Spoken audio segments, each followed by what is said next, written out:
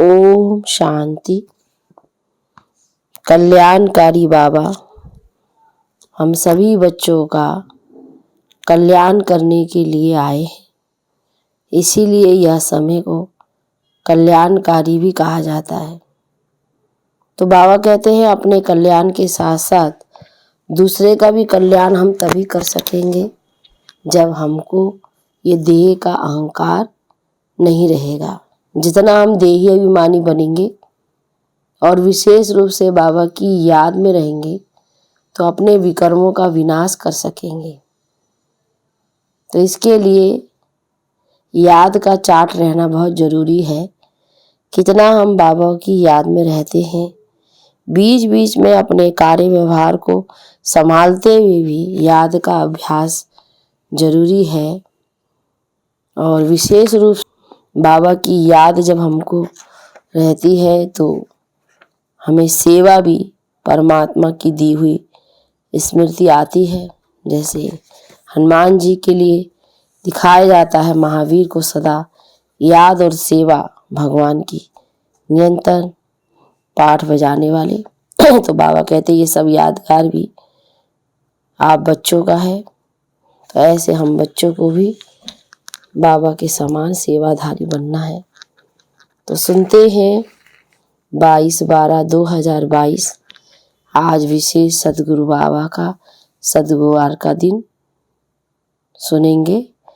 बाबा के महावाक्य में बाबा बोले, मीठे बच्चे देह अहंकार छोड़ देही अभिमानी बनो, अपने कल्याण के लिए याद का चार्ट नोट करो, खास याद में बैठो, याद से ही विकर्म विनाश होंगे। प्रश्न में बाप ने तुम बच्चों को पहला कायदा कौन सा सुनाया है? उत्तर में पहला कायदा है सब कुछ देखते हुए बुद्धि चलायमान ना हो। एक बाप की याद रहे, अपनी परीक्षा लेनी है कि मेरी वृत्ति देखने से खराब तो नहीं होती है। तुम्हें हाथ से काम करते दिल से बाप को याद करना है, इसमें आंखें बंद करने की बात ही नहीं है। ओम शांति। भक्ति मार्ग में अक्सर करके कोई सन्यासी आदि जब बैठते हैं तो आंखें बंद करके बैठते हैं। यहाँ कायदा है देखते हुए भी चलायमान नहीं होना है। अपनी परीक्षा लेनी होती है कि देखने से मेरी वृत्ति खराब तो नहीं होती है। हम भल देखते हैं परंतु बुद्धि का योग बाप के साथ है। मनुष्य भोजन बनाएंगे तो आंखें बंद करके तो नहीं बनाएंगे ना। इसको कहा जाता है हाथ काट दे दिल यार दे। कर्म इंद्रियों से काम लेते रहो परंतु याद बाप को करो। जैसे स्त्री पति के लिए भोजन बनाती है, हाथ से काम करती रहेगी परंतु बुद्धि में होगा मैं पति के लिए भोजन बनाती हूँ। तुम बच्चे बाप की सर्विस में हो। बाप कहते हैं बच्चे मैं तुम्हारा ओबीडिएंटली सर्वेंट हूँ। बच्चों को अर्थात आत्माओं को समझाएंगे ना। आत्मा कहेगी स्वीट फादर, अब जो हमको ज्ञान और योग सिखलाते हैं हम उस सर्विस में ही बिजी हैं और आपने डायरेक्शन दिया है कि गृहस्थ व्यवहार में रहते काम करते घड़ी घड़ी मुझे याद करते रहो। तुम रेगुलर याद कर नहीं सकते। कोई कहे हम 12 घंटा याद करते हैं परंतु नहीं, माया घड़ी घड़ी बुद्धि योग जरूर हटाएगी। तुम्हारी लड़ाई है ही माया के साथ। माया याद करने नहीं देती है क्योंकि तुम माया पर जीत पाते हो। रावण जीत जगत जीत, राम भी जगत जीत थे, सूर्यवंशी चंद्रवंशी जगत जीत थे। तो इन आंखों से देखते हुए बुद्धि बाप के साथ रहनी चाहिए। देखना है मेरे को कोई चलाई मानी तो नहीं आती है। बाप को पूरा याद करना है, ऐसे नहीं कि मैं तो शिव बाबा का हूँ, याद करने की क्या दरकार है, परंतु नहीं खास याद करना है। और ये नोट रखना है कि सारे दिन में हमने कितना समय याद किया। ऐसे बहुत होते हैं जो सारे दिन की हिस्ट्री लिखते हैं कि हमने सारा दिन यह किया। जरूर अच्छे मनुष्य ही लिखेंगे। अच्छी चाल लिखते हैं तो पिछाड़ी वाले देखकर सीखें, बुराई लिखे तो उनको देख और भी बुराई सीखेंगे। तो अब बाप बच्चों को राय देते हैं कि तुमको चार्ट रखना है, नॉलेज तो बहुत सहज है। भारत का प्राचीन राजयोग मशहूर है।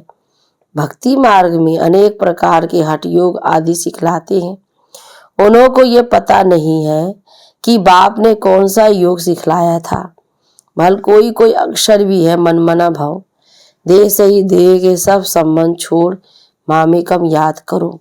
अब उनके लिए सर्वव्यापी कहना यह तो रॉन्ग हो जाता है। कोई याद करे ही नहीं सकते। पत्थर बुद्धि होने के कारण कुछ भी अर्थ नहीं समझते। बाप समझाते हैं, मुझ बाप को याद करो, ये मेरी देह नहीं है। श्री कृष्ण की आत्मा तो कह ना सके। निराकार बाप ही कहते हैं, अपने को आत्मा अशरीरी समझो। तुम अशरीरी नंगे आए थे, उन्होंने फिर नांगा समझ लिया है। भक्ति मार्ग में यथार्थ उठा लिया है। बाप ने कहा, अपने को देह से अलग समझो, देह अहंकार छोड़ो, देही अभिमानी बनो। सारी आयु तुम अपने को देह समझते आए हो। अभी यह अंतिम जन्म है जहाँ बाप ने परिचय दिया है। अभी तुमको देही अभिमानी बनना है। सतयुग में देवताएं आत्म अभिमानी थे। उनको मालूम रहता था कि एक शरीर छोड़ दूसरा लेना है। खुशी से पुराना शरीर छोड़ नया लेते हैं। सन्यासी तो ये सिखला ना सके, वह काल को जीत नहीं सकते। तुम बच्चे काल पर जीत पाते हो। वह निवृत्ति मार्ग वाले हैं, वह फिर अपने संन्यास धर्म में आएंगे, प्रवृत्ति मार्ग में आ ना सके। वह भी भारत के लिए अच्छा धर्म है, पवित्र बनते हैं। भारत की महिमा इतनी बड़ी है जितनी बाप की बड़ी है। भारत ही पवित्र था, अब नहीं है। भारत सबका तीर्थ स्थान है। सब मनुष्य मात्र की अभी सदगति होगी। कहते हैं गॉड फादर इज लिबरेटर। दुख से लिबरेट कर शांति धाम में ले जाते हैं। अगर भारतवासियों को मालूम होता तो सर्वव्यापी नहीं कहते, परमात्मा को सर्वव्यापी नहीं कहते। शिव जयंती यहाँ मनाते हैं, गाते भी हैं कि हे पतित पावन। निराकार बाप को ही याद करते हैं। भारतवासी ही गाते हैं, सबसे जास्ती पावन वही बनते हैं। तुम समझते हो, बिल्कुल राइट बातें हैं। बाकी शास्त्र तो ढेर हैं। हर धर्म वाले अपनी अपनी किताब बनाते हैं। नए नए धर्मों का बहुत मान होता है। भारतवासी द्वापर से गिरते ही आए हैं, अभी सब पतित बन पड़े हैं। सारी दुनिया पतित पावन बाप को याद करती है। ऐसे बाप का जन्म यहाँ होता है। सोमनाथ का मंदिर भी यहाँ है। इनको अगर जान जाए तो सब एक पर ही फूल चढ़ाए, क्योंकि वह सबका लिबरेटर है। हर एक आत्मा को बाबा का सच्चा सच्चा परिचय मिल जाए तो बाबा कहते और फिर किसी को याद नहीं कर सकते। लेकिन यह भी एक समय है, कोई मरता है तो उन पर फूल चढ़ाते हैं। शिव बाबा तो मरते नहीं हैं, सबको शांति धाम ले जाते हैं। शिव के मंदिर जहाँ तहाँ हैं। विलायत में भी शिवलिंग को सब पूजते हैं, परंतु यह पता नहीं है कि हम इनको क्यों पूजते हैं। बाप स्वयं बैठ समझाते हैं कि शिव जयंती के बाद श्री कृष्ण जयंती भारत में ही होती है। शिव जयंती के बाद नई दुनिया आती है। बाप आते हैं पुरानी दुनिया को नया बनाने। भारत सबसे ऊंच है, नाम ही है पैराडाइज। तुम सब खुश होते हो कि अभी हम स्वर्ग की स्थापना कर रहे हैं श्रीमत पर। हम खुदाई खिदमतगार हैं, सल्वेशन आर्मी है। सारी दुनिया को रावण की जंजीरों से तुम छुड़ाते हो। तुम जानते हो बाबा के साथ हम भारत की खिदमत कर रहे हैं। जैसे बाबा सेवाधारी बन के आया है तो बच्चों को भी ऐसा सेवाधारी बाबा बनाते हैं। गांधी जी ने फॉरने से छुड़ाया, परंतु कोई सुख तो नहीं हुआ और ही दुख हो गया। बाबा कहते हैं अभी तो लड़ते झगड़ते रहते हैं। बाप कहते मैं आता हूँ रावण की जंजीरों से छुड़ाने। अनेक प्रकार की जंजीरें हैं। सतयुग में ये होती नहीं, वहां दुख की कोई बात नहीं। यहाँ तो कितने व्रत नेम रखते हैं, ये सब करते हैं श्री कृष्ण पुरी में चलने के लिए। अब बाप बच्चों को समझाते हैं फादर सोच सन और सन सोच फादर। तो फादर का सो कैसे करेगा? बाबा कहते अपने चाल चलन से। तुम सबको घर का रास्ता बताते हो। इसको भूल भुलैया का खेल कहा जाता है। भक्ति में कितना माथा मारते हैं, परंतु बाप से वर्षा कोई ले ना सके। भक्ति दान करते करते माथा टेकते रहते हैं। रास्ता बताने वाला एक ही बाप है। अगर कोई रास्ता जानता हो तो बताए। इससे सिद्ध है कि कोई भी जानते ही नहीं है, कोई को रास्ते का मालूम ही नहीं है। अभी सब मच्छरों स्वदेश से वापिस जाने वाले हैं। सबके शरीर खत्म होंगे, बाकी आत्माएं हिसाब किताब चुकतों कर वापिस जाएगी। इनको कयामत का समय कहा जाता है। मनुष्य दीपावली पर साल का फायदा नुकसान निकालते हैं। तुम्हारी है कल्प कल्प की बात। अभी तुमको 21 जन्म के लिए करना है। बाप को याद करने से जमा होगा, फिर 21 जन्म कोई तकलीफ नहीं होगी, कोई अप्राप्त वस्तु नहीं होगी। स्वर्ग की सारी प्राप्ति अभी के पुरुषार्थ पर होती है। यह बातें कोई शास्त्रों में नहीं है। अभी तुम अनुभव पा रहे हो। जब स्वर्ग में चले जाते हो फिर कौन बैठ लिखेंगे? शास्त्र आदि तो बाद में बनते हैं। शास्त्रों में है कि जमुना के कंठे पर महल थे, दहली पर स्थान थी। बिरला मंदिर में लिखा हुआ है 5000 वर्ष पहले धर्मराज ने व युधिष्ठिर ने परिस्थान स्थापन किया था। जमुना गंगा नाम अभी तक चला आता है, तो वास्तव में ज्ञान गंगाएं तुम हो। जमुना का इतना प्रभाव नहीं जितना गंगा का है। बनारस हरिद्वार में गंगा है, वहां बहुत साधु आदि जाते हैं। वहां जाकर कहते हैं शिव काशी विश्वनाथ गंगा।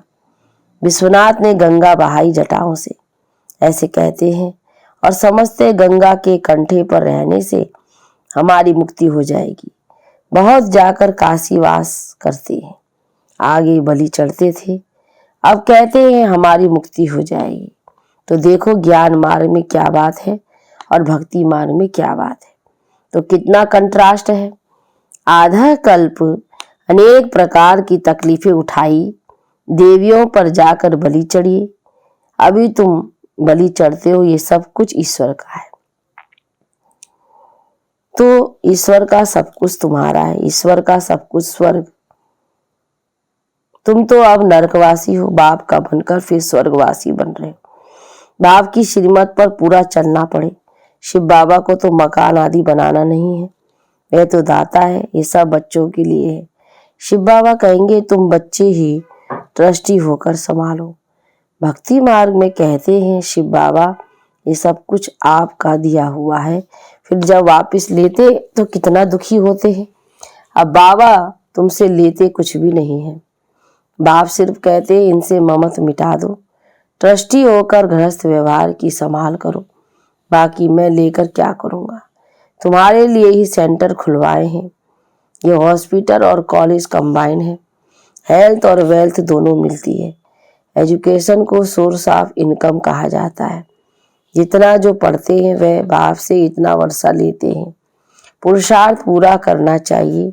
फॉलो फादर और मदर, तुम्हें वो माता पिता, तुम्हें यह है ना, वे पिता आकर इनमें प्रवेश करते हैं, इनसे अडॉप्ट करते हैं। वे माता पिता ठहरा, हम तो उनकी महिमा करते हैं।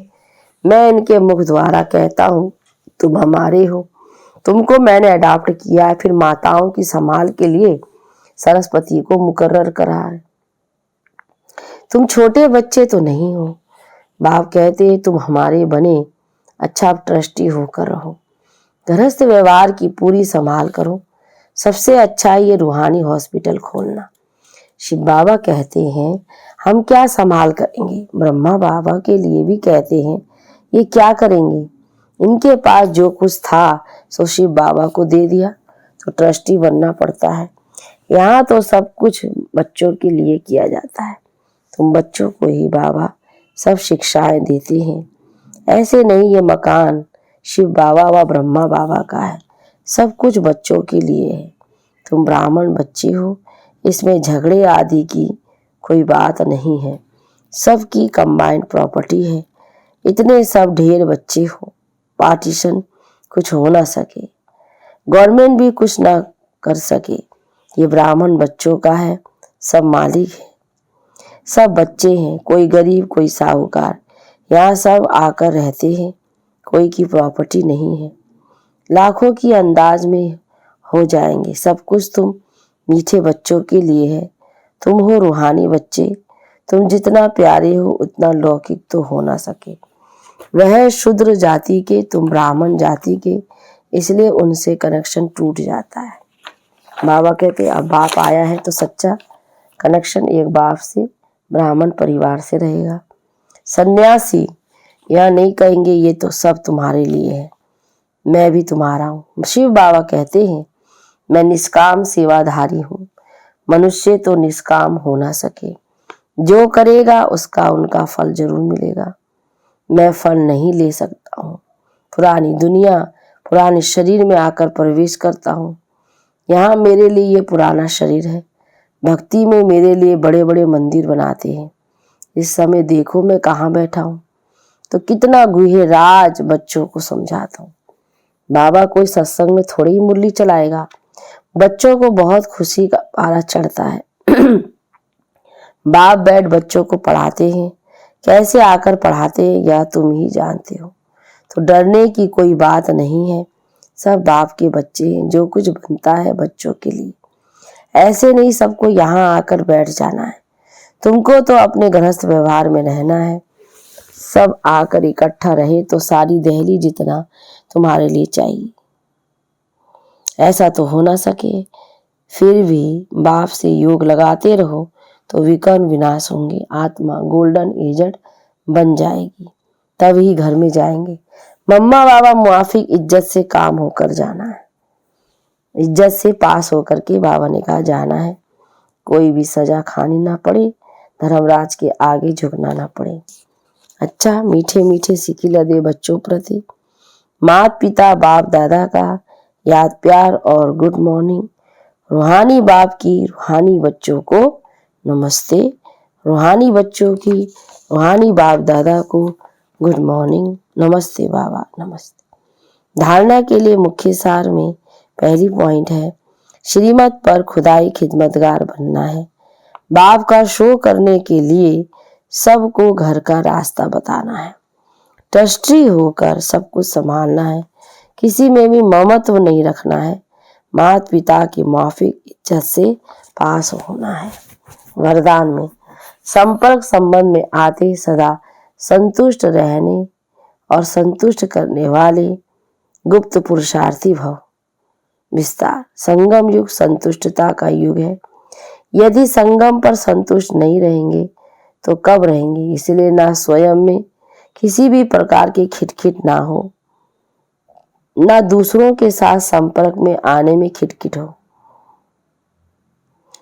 माला बनती है तभी जब दाना दाने के संपर्क में आता है, इसलिए संबंध संपर्क में सदा संतुष्ट रहना और संतुष्ट करना, तब माला के मड़के बनेंगे। परिवार का अर्थ ही है सदा संतुष्ट रहने और संतुष्ट करने वाले। स्लोगन में है पुराने स्वभाव संस्कार के वश का भी, पुराने स्वभाव संस्कार के वंश का भी त्याग करने वाले ही सर्वस्व त्यागी हैं। ओम शांति शांति शांति।